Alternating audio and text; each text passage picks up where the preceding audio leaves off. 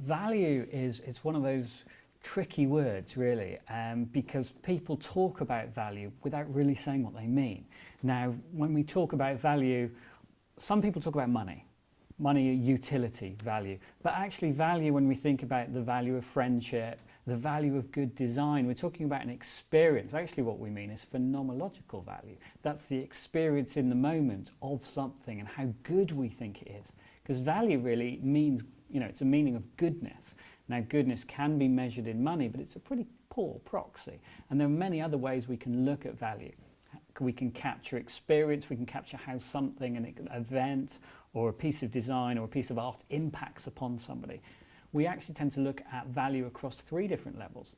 We look at it at the level of the individual, how value is impacting them. That might be their wages, it could be how they're feeling, is something good, are they happy?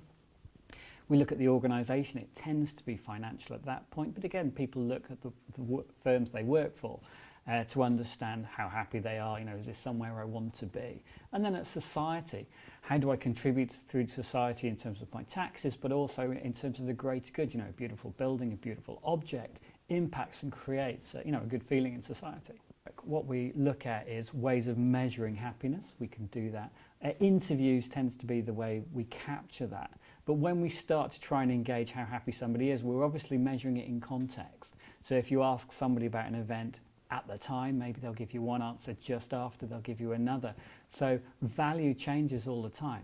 So it's a very tricky concept to pin down. So we must be constantly aware that value changes with context, changes with events. What's seen as good now, in 10 years' time may not